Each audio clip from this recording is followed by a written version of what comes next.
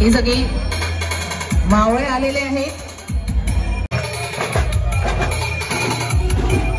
यानंतर माननीय संजयजी पाटील यांना ही अशी विनंती करते की त्यांनी शुभेच्छा द्याव्या।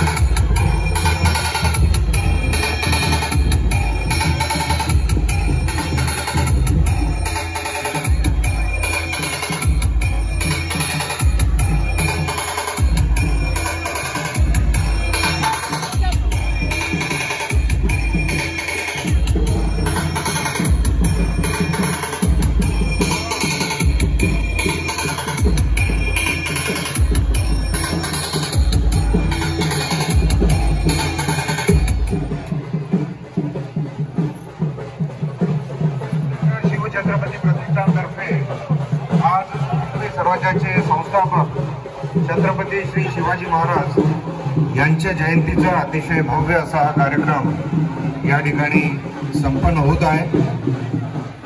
मी अगदी बऱ्याच वर्षापासून अशा कार्यक्रमाला उपस्थित राहतो, पण इतका सुंदर भव्य असा कार्यक्रम आज पहिल्यांदा पाहतोय। या ठिकाणी उपस्थित श्रीमंत राजेश्री उदोजीराजे महाराज, आमदार श्री प्रवीण दटकेजी, या ठिकाणी उपस्थित इतर सर्व मान्यवर, या ठिकाणी उपस्थित माझे मित्र श्री विनोदजी जयस्वाल,